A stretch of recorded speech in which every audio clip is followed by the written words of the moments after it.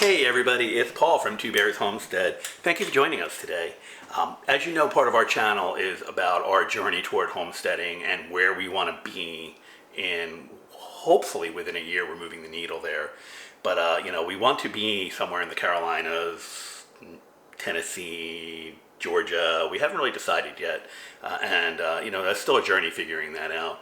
So along the way, as you're aware, part of our channel is about educating ourselves and sharing our journey with you. So with that, today, we're going to make fire cider. Never had it before. I tasted it at the Homesteaders Conference last month, right after the hurricane, which we'll talk about that in another video. But the fire cider, boy, that was delicious. So I know that there's amazing health benefits to that from when you're getting sick and also just for maintenance for like a tonic. So that's what we're going to do today. We're going to prepare fire cider. I'm not really following any kind of recipe, so if you got your hopes pinned to that, Google Pants is where you're going to go for that, because I am, as a cook with my culinary background, I am all about just up here in my cooking. I just do everything. I wing it. Let's just call it what it is. I wing it. And, the results are usually pretty good, just because it's a basic knowledge. And I'm going to share some of that as we go through this journey, because why not? And maybe even put together a little cookbook if that's what, my viewers want to see, like a wing job cookbook. I don't know. We'll see. But today we're going to do the fire cider. I think it's something that I want to have ready for the holidays. See, here in Florida, we don't suffer, especially down in Southwest Florida. I'm down in the Fort Myers area. We don't get those waves of the cold and the flu season that our northern counterparts get. But what we do get are the people from up north coming down and getting us all sick. So flu season does hit here, but it's just more of a brought in thing. So with that said, I'm going to start just showing you what I'm going to do. It's going to be a pretty quick video. Fire cider is really just spicy, and it's just chopping up the vegetables, putting them in a jar, apple cider vinegar, ferment. It's really that simple. And we'll go over it. All right, here we go.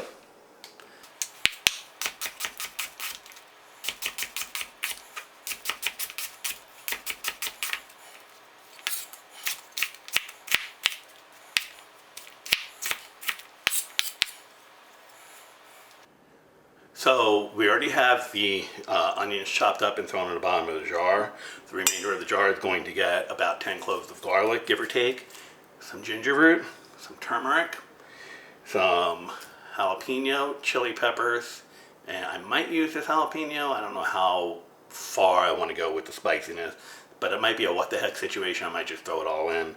And then of course some rind from a lemon, and also the juice from the lemon, and then the orange as well. And then fresh herbs. I'm going to probably this is a bundle from the supermarket because my herb garden's not in yet because we just moved here. So I'm probably just going to stick with the rosemary, maybe a little bit of the thyme, and possibly a little bit of sage. But I don't think I'm going to go overboard on the spices. I think I'll save some of this for the stock that I'm going to be making later this week. Okay, so we are going to get these chopped up, get them into the jar, and show you what it looks like. Okay, first up is going to be the turmeric, and really it's just chopping it up. Now, when it comes to these roots and such, I don't see any need to peel the skin off because we're not eating the skin, so I'm going to let the nutrition come through the skin as well. And it's really, this is such a beautiful color too. It almost looks like on the video, it looks like a carrot. And so we'll get this all chopped up, get this in the jar.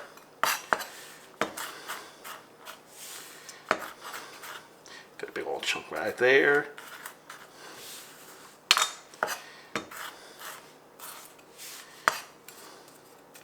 I love this tool. I'll tell you about that in another video, or maybe later in this video.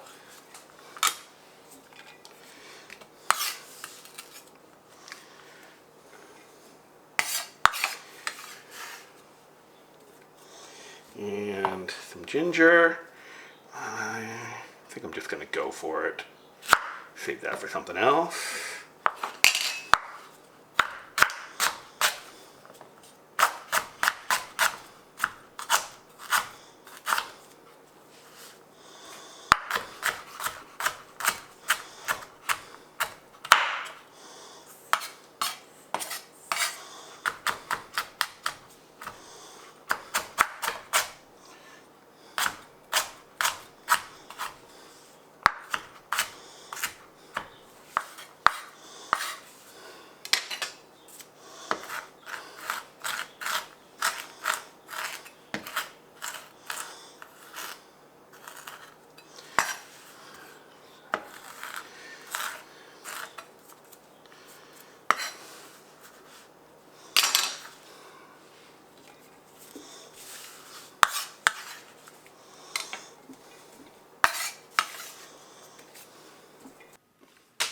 So here we have about 10 or 12 cloves of garlic.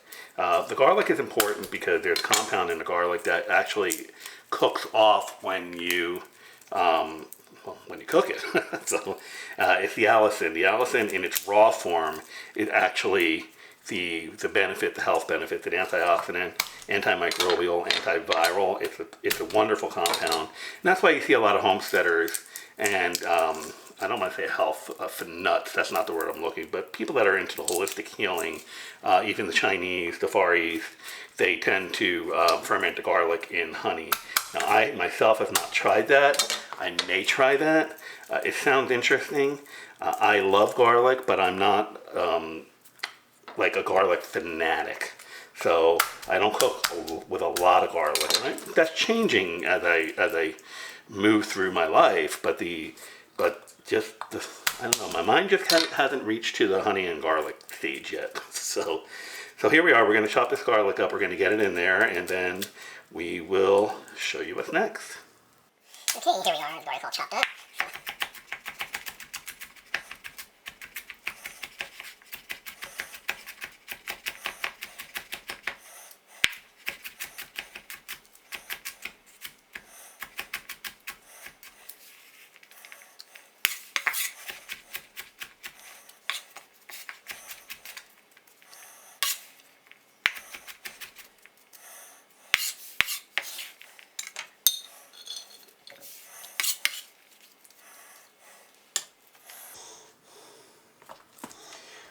Now it's time for the big guns. I'm going for it. I'm going to put all those peppers in. So, and again, seeds and all.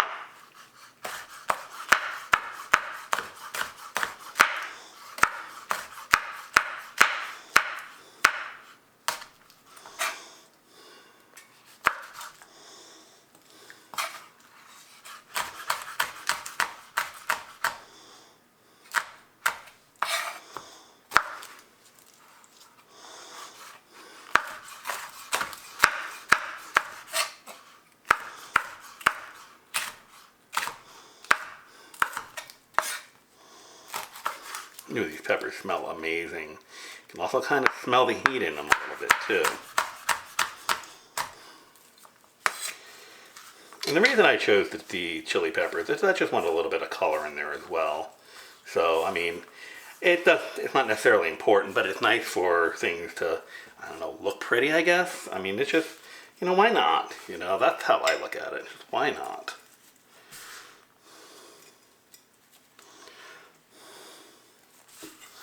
And yes, I'm putting those seeds in there.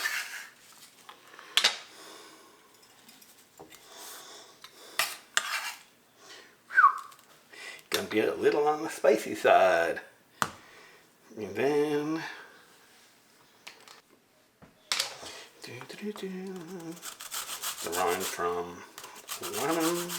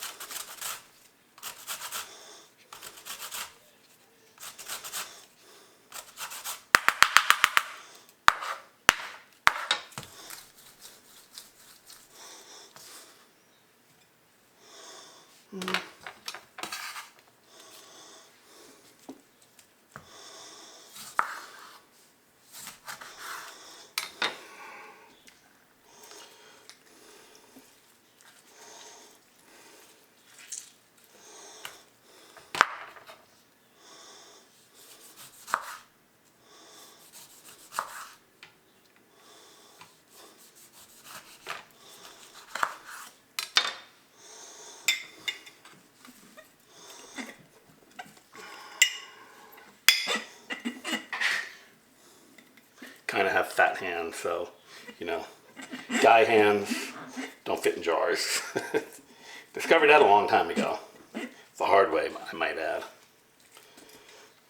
And what the heck, might as well do a little bit of this is citrus zest as well.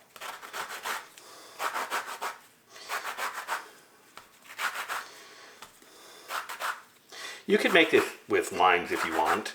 You know, put a little Southwest flavor into it if you want. I believe, you know, you could put cilantro in here. I don't think, you know, with a little bit of lime, I think that would be just fine. It really is going to be ultimately up to what you think is going to be important for your flavors.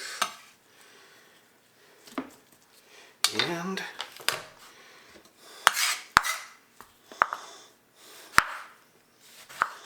this smells, I love the smell of fresh cut oranges. Now these oranges I picked up from a grove out in Arcadia. I want to say it was over the weekend. Might have been Friday.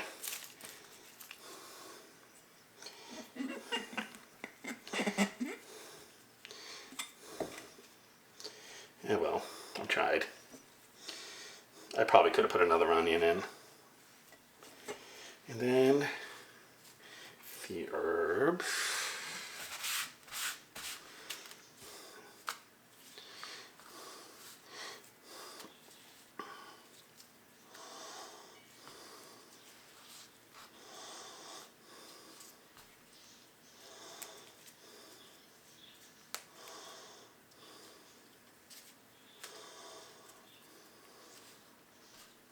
I think for the time, I'm just going to kind of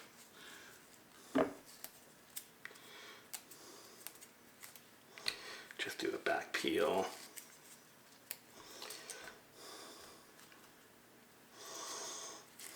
Again, you know, it doesn't matter if a little bit of stems get in there because it's all going to be, you know, it's going to be strained out when the cider is ready. They say the cider should be ready to go in, you know, 2 to 4 weeks. My mind, based on my limited knowledge of different ferments, is my hunch is telling me here we are. I'm doing this. It is the 15th of November, so I'm thinking we might see this ferment ready for Christmas time. That's my goal anyway. So, you know, that's about, what is Christmas, 40 days from now. So I think that that'll be ready for them. So, and now the rosemary, you could throw a couple in like this, and I'll put one in there because it's going to look nice. But you get better results from rosemary if you break into the individual leaves, if you will.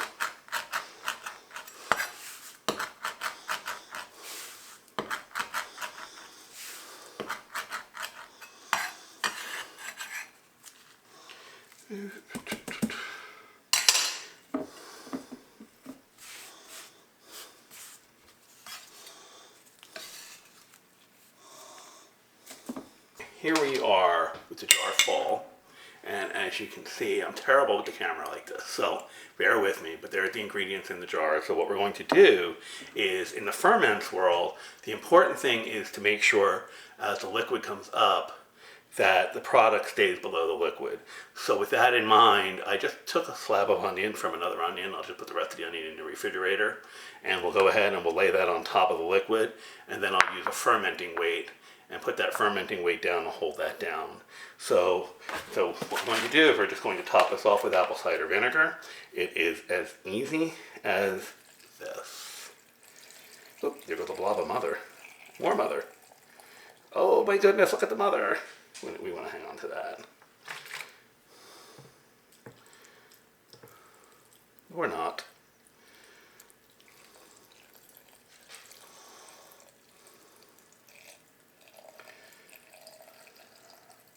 I'm going to save that mother because I'm going to make some apple cider vinegar, and I'm going to cheat, and I'm going to use a little of that lady for the new apple cider that I'm making. Be another video on that coming. Then all I do is just drop this onion on top, get it positioned a little bit, and then kind of drop the weight in. All we want to do is push it down. If you can see that, I don't know if you can see that. There we go. Push it down,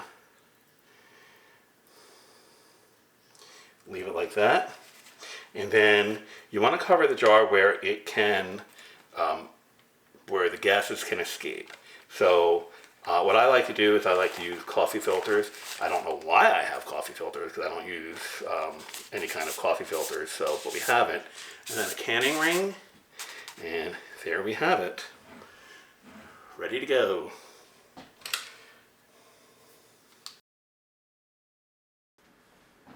Okay, so here it is. This is fire cider in prep. Under the paper, you can see the layer. I don't know if you can see the layer of onion there, keeping the stuff below the liquid. This is the important part, keeping that stuff down under the liquid.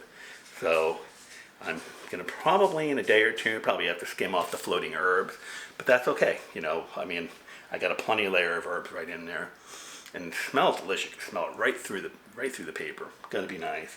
Probably gonna get a little strong for a while there. So that's it. So we're gonna let that sit for probably like the week before Christmas.